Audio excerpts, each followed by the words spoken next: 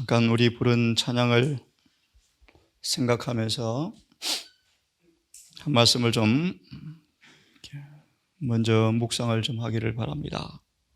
가만히 들어보십시오. 우리 복음 방금 부른 처럼 찬양 문 앞에 우리 주가 오셨다고 말씀을 불렀습니다. 문 앞에 우리 주님 오신 가사를 들었는데요. 한번 들어보시기 바랍니다. 죄 많은 인류에 대한 자비의 간청은 그쳐졌다. 자비의 간청은 그쳐졌다. 들의 짐승들과 공중의 새들은 피난처로 들어갔고 노아와 그의 가족은 방주 안에 있었다. 여호와께서 그를 닫아 넣으셨다. 눈부신 섬광이 나타나고 번개보다 더 환한 영광의 구름이 하늘에서 내려와 방주 문 앞에 떠돌았다. 방주 안에 들어간 사람들이 닫을 수 없는 육중한 문이 눈에 보이지 않는 손에 의하여 천천히 닫혔다. 노아는 방주 안에 들어가 있었고 하나님의 긍휼을 거절한 자들은 닫힌 방주 밖에 있었다. 하늘의 인이 그 문에 찍혔다. 하나님께서 그것을 닫으셨으며 하나님께서만 그것을 여실 수가 있었다. 그 다음 그와 같이 하늘 구름을 타고 오시기 전 그리스도께서 죄인을 위한 그분의 중보를 그치실 때 자비의 문은 닫힐 것이다. 그 날도 노아의 때와 같이 임하겠다. 문이 닫힌 것도 알지 못하고 일주일간 시집가고 장가가고 먹고 마시고 집 짓고 심고한 것처럼 똑같은 일이 생길 것이다. 재림이 있기 전 얼마 전 아무도 모르는 가운데서 하늘에서 문은 닫힌다. 그것이 찬미가 가사입니다. 인자가 문 앞에 당도하셨다는 말은 재림을 말씀하는 구절이 아니고요. 은혜 시간의 끝을 가리킵니다. 다시 읽습니다. 그것처럼 자비의 문이 곧 닫힐 것이다.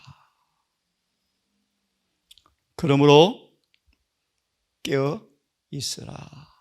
동역자의 모습이죠.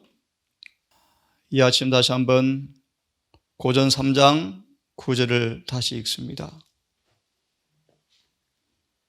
이왕 폈으니까 9절부터 18절까지를 제가 다시 읽습니다. 고린도전서 3장 9절부터 18절까지를 다시 읽습니다. 우리는 하나님의 동역자들이요. 어떤 면에서요? 너희는 하나님의 밭이다. 하나님의 집이다. 밭과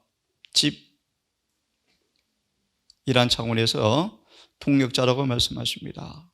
이어서 집에 대한 동역의 의미를 잘 말씀합니다. 내게 주신 하나님의 은혜를 따라 내가 지혜로운 건축자와 같이 틀을 닦아두매 다른 이가 그 위에 세우나 그러나 각각 어떻게 그 위에 세우기를 조심할지니라. 우리는 품성 건설자로 부름받았다. 어제 보았죠. 그러므로 품성 건설업을 잘 배우라. 그죠? 인생의 주소는 품성이다. 너무 잘 아시죠? 이 생에서 내세로 가지고 가는 유일한 것은 품성밖에 없다. 거듭 말하면 우리는 품성 건설업자로 불렀습니다. 갑자기 생각이 납니다. 우리는 우리의 운명의 설계자들입니다. 우리 스스로 하나님의 설계에 맞추어서 살아가셔야 합니다. 다시 읽습니다. 어떻게 그 위에 세울지 각각 조심할지니라. 그대로 반복합니다. 어떻게 세우는지 조심해라. 조심해라. 우리의 품성은 말과 행동으로 이루어집니다. 그죠? 말 한마디 행동 하나. 이 닦아둔 곳 외에는 다른 틀을 닦아둘 자가 없으니 이 틀은 곧 예수 그리스도라. 그러므로 이제 보세요. 만일 누구든지 금이나 은이나 보석이나 나무나 풀이나 지푸로 이 터 위에 세우면 각각 공력이 나타날 터인데 그날 공력을 밝히리니 이는 불로 나타내고 그 불이 각 사람의 공력이 어떠한 것을 시험할 것임이니라. 만일 누구든지 그 위에 세운 공력이 그대로 있으면 상을 받고 누구든지 공력이 불타면 해를 받으리니 그러나 자기는 구원을 어때 불 가운데서 얻은 것 같으니라. 롯이 생각이 나죠? 롯이 이렇게 구원받았죠. 참 불쌍한 사람이었습니다. 모든 가족을 다 잃어버렸죠. 이기심을 따라서 소돔에 집을 짓고 살다가 자녀도 가족도 재산도 다 잃어버리고 불 가운데서 겨우 구원 얻었죠. 이 구원은 소돔에서의 구원을 상징합니다. 하늘의 구원은 이런 구원이 없을 거예요, 여러분. 넉넉히 받을 거예요. 너희가 하나님의 성전인 것과 하나님의 성령이 너희 안에 거하시는 것을 알지 못하느냐? 누구든지 하나님의 성전을 더럽히면 타인은 절대로 우리의 품성을 더럽힐 수가 없습니다. 평판은 더럽히죠. 자신의 품성을 더럽히는 사람은 자신이랍니다. 자신이랍니다. 성전을 더럽히면 하나님이 그 사람을 보실래요? 멸하시리라. 참으로 엄숙한 말씀입니다, 여러분. 멸하시리라. 하나님의 성전은 거룩하니 너희도 거룩하니라. 그러므로 아무도 자기를 속이지 마십시오. 너희 중에 누구든지 이 세상에서 지혜 있는 줄로 생각하거든 미련한 자가 되십시오. 그리하여야 지혜로운 자가 될 것입니다. 이 말씀 의미를 잘 아시겠죠? 남이 흠담아 욕하는데도 바보처럼 못 알아듣습니까? 예수님 잘 알아들었죠. 그런데 못 알아들은 척 반응도 하지 않죠. 그 미련한 것입니까? 아닙니다. 다 알죠. 우리 머리털도 세지는 부부께서 우리 감정과 정서 흐름까지 아시는데 왜 모르겠습니까? 우리의 동기를, 우리의 생각을, 우리의 감정을, 정서까지 다 아시죠. 다 아시죠. 예, 이 세상 지혜는 하나님께 미련한 것이나 기록된 바 지혜 있는 자들로 하여금 자기 괴혈에 빠지게 하시는 이라 하셨고 또 주께서 지혜 있는 자들의 생각을 헛것으로 하신다 하셨느니라. 그런즉 누구든지 사람을 자랑하지 말라. 만물이 다 너희 것임이라. 바울이나 아볼로나 게바나 세계나 생명이나 사망이나 지금 것이나 장래 것이나 다 너희의 것이요 너희는 그리스도의 것이요 그리스도는 하나님의 것이니라. 자, 오늘 말씀을 중심으로 조금 말씀을 좀 보겠습니다. 다시 말씀을 하나 다시 보겠습니다. 12절에 금이나 은이나 보석이나 나무나 풀이나 지푸로 터 위에 세우면 선지자 왕 한 말씀을 좀 펴십시다. 409페이지를 좀 펴겠습니다. 409페이지. 금과 은과 보석 이란 말의 의미가 뭔가를 좀 보겠습니다. 예레미야는 현명한 대건축가처럼 409장 409페이지입니다. 찾았죠? 우리 그 앞에 말씀 보시면 예레미야를 하나님께서 왜 부르셨는가? 예레미야 1장 9절 10절을 인용하고 있죠. 너를 뽑으며 파괴하며 파멸하며 넘어뜨리며 건설하며 심게 하였느니라. 그래서 예레미야는 읽습니다.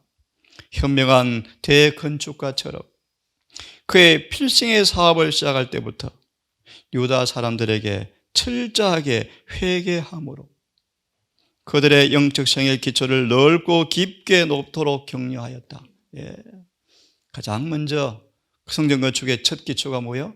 회개다. 철저한 회개다. 그들은 오랫동안 사도 바울이 나무와 풀과 지포로 비유하고 예레미야 자신은 찢기로 비유한 재료를 가지고 유다 사람들은 건축해 왔었다. 그래서요, 바벨론 군대를 통해서 파괴되고 뽑히고 다 무너져 버렸죠. 그것이 공력이 나타난 날이었죠. 예레미야는 회개하지 않은 국민에 대하여 사람들이 그들을 내어버린 은이라 칭하게 될 것은 나 여호와가 그들을 버렸음이라 라고 선언하였다. 이제 그들은 배도와 불신의 쓰레기를 버리고 거룩하신 하나님 앞에 간합될 수 있는 순금입니다. 정연한 은입니다. 그리고 보석, 뭘 의미합니까? 믿음과 순종과 선한 행실을 가리킨다. 사랑으로 역사하는 믿음을 따라 순종하여 변화된 품성으로만 지어져야 한다. 그런 뜻입니다. 그렇죠? 오직 믿음과 오직 순종으로 이루어진 품성. 이것이 기초 재료로 사용되어 현명하게 영혼을 위해서 건물을 짓기 시작하라. 죽음은 건축이 끝나는 것입니다, 여러분. 그것으로 마무리되는 것입니다. 더 이상 지을 수도 없잖아요. 찬미도 할 수 없잖아요. 그래서 이렇게 말합니다. 시편 144편을 잘 아시는 성경 본문의 말씀인데요. 시편 144편을 좀 펴기를 바랍니다. 불로 연달한 정금, 그죠? 베드로전서 1장의 말씀이죠. 그리고 순종, 정연한 은, 시를 통해서 잘 연마된 순종, 그래서 이루어진 품성의 변화 기억하시고 시편 144편 12절을 제가 읽습니다. 우리 아이들은 어리다가 장성한 나무 같으며 우리 딸들은 궁전의 식양대로. 이런 자녀를 가진 부모가 얼마나 행복할까요? 아들과 딸이 잘 자란 나무처럼 자라고 딸들은 예쁜 궁정처럼 다듬어진 예쁜 건물이 되어지는 그런 자녀를 가진 부모가 얼마나 행복하겠습니까? 아들들은 어리다가 장성한 나무 같으며 우리 딸들은 궁전의 식양대로 아름답게 다듬은 모퉁이 돌과 같다. 이렇게 말합니다. 이 구절을 참조하셔서 한번 주석을 좀 보시기 바랍니다. 144편에 꽤 많은 주석이 있죠. 한번 보겠습니다. 하나님께서 우리를 거룩한 성전으로 소망이 다 이루었다. 의가 거하는 거처로 우리를 건축하기 원하시는데 이 일에 우리는 동력자가 되라고 말씀하시는데 시편 144편 주석을 먼저 봅니다. 인간 보석에다 시간을 보내시는 하나님이라는 제목입니다. 찾으셨죠? 제가 읽어보겠습니다. 인간의 가치는 표면을 갈고 닦아 윤을 내는 작업이 하나님께서 받으실 만한 것이나 아니냐에 전적으로 좌우된다. 거칠은 돌들이 건축 자재가 되려면 이 말씀을 더 잘 설명한 것이 사도행전 마지막 장에 나옵니다. 그죠? 전도가 뭔가 전도가 무엇인가? 세상에서 보석들을 가져오는 것이 전도다. 어떻게 가져오죠? 먼저 채석장에 가서 찍어서 따듬어서 보석으로 만들어서 성전의 기초를 놓아야 한다라고 말씀하시는데 먼저 그것이 석재 공장으로 옮겨지고 교회가 바로 그런 것입니다. 잘리고 반듯하게 다듬어져야 한다. 돌이 물레 위에 놓여서 눌렸을 때 그 과정이 고통스럽기는 하지만 거친 부분은 잘려나가고 광택이 나기 시작한다. 주께서는 가치 없는 물질과 함께 시간을 소비하지 않으시고 단지 보석만을 궁전의 식양을 따라 다듬으신다. 사람이면 누구나 다 각각 하나님의 손으로 하시는 일에 복종할 뿐 아니라 모든 영적 건강과 근육을 긴장시켜서, 의미 있는 말씀이죠. 품성은 더욱더 순결해지고 말은 보다 아름다운 말을 하게 하고 행동은 주님이 인정하실 수 있는 일을 행하도록 해야 한다. 그러하신 세공자께서는 가치 없는 재료를 가지고는 시간을 거의 소비하지 않으신다. 그래서 가나안 땅 거민들을, 참 이해하기 어려운 부분이지만, 한 사람도 남지 않고 다 진멸하라.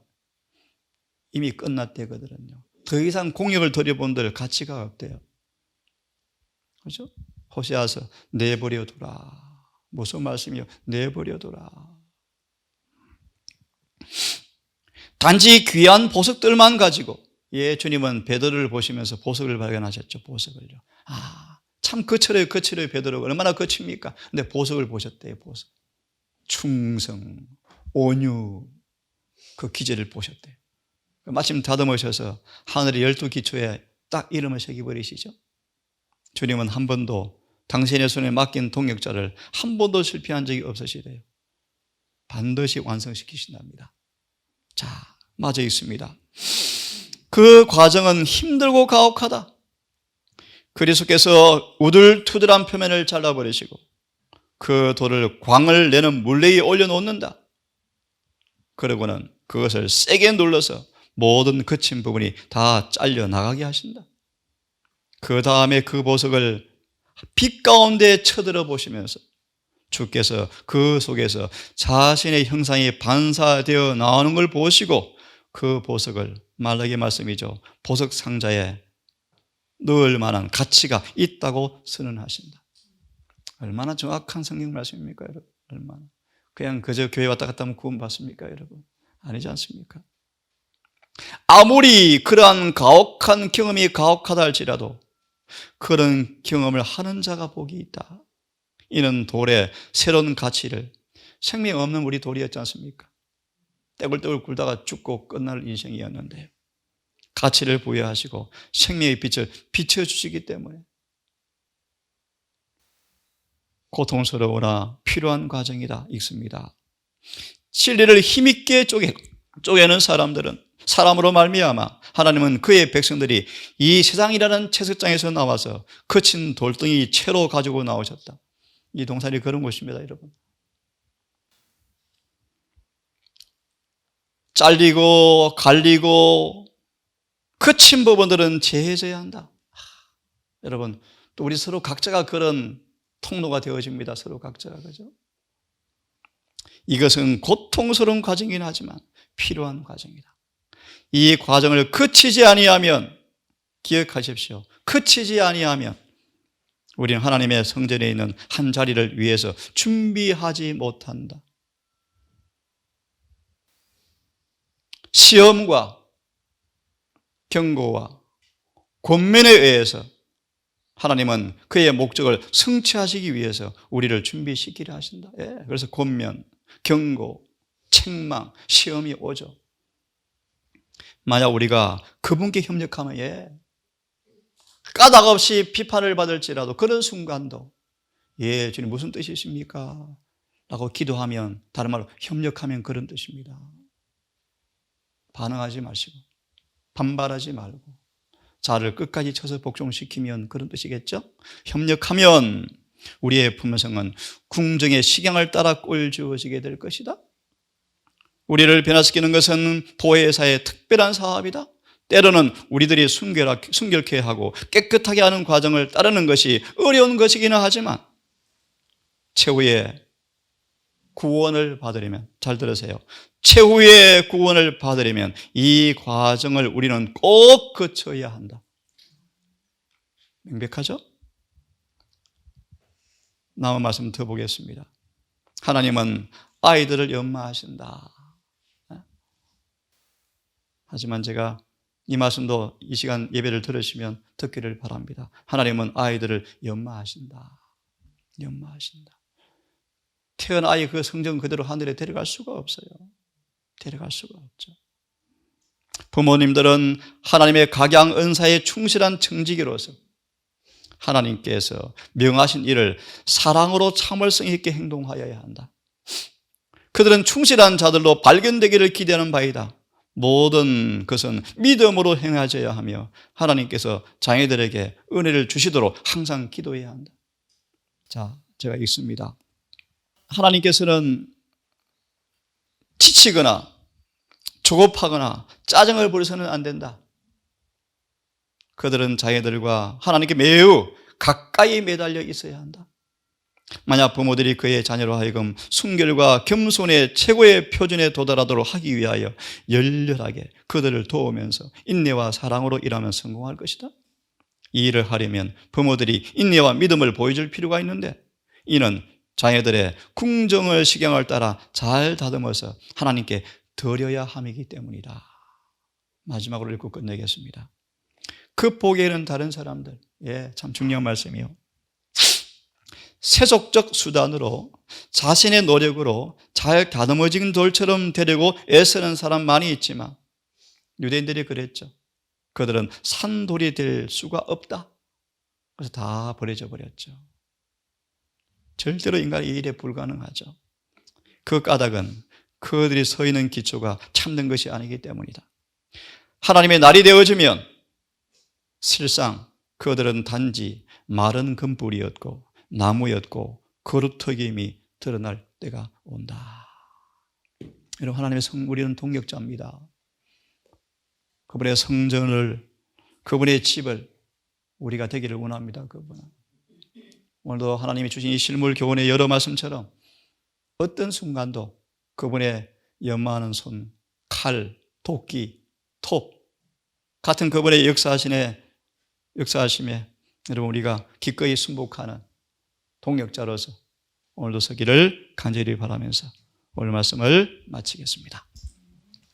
아버지, 인생이라는 거친 채석장에서 의미 없이 살다가 소처럼 돼지처럼 개처럼 살다가 죽을 인생이었지만 우리를 넓은 채석장에서 캔에 오셔서 교회에 입교시키시고 이곳에서 우리를 변화시키는 은혜를 따라서 하늘의 궁전으로 만들기 위한 40년, 30년, 20년 지난 수년간의 우리의 인생을 그렇게 오래 참으시고 그렇게 수고하신 건축가의 모습인 아버지와 주님, 성령을 천사들 이 시간 생각해 봅니다. 우리를 얼마나 더럽혔고 얼마나 헛되게 받아왔으며 얼마나 고집스럽게 저항하고 주님과 싸워왔는지 우리의 품성으로 주 앞에 부끄럽게 고백합니다.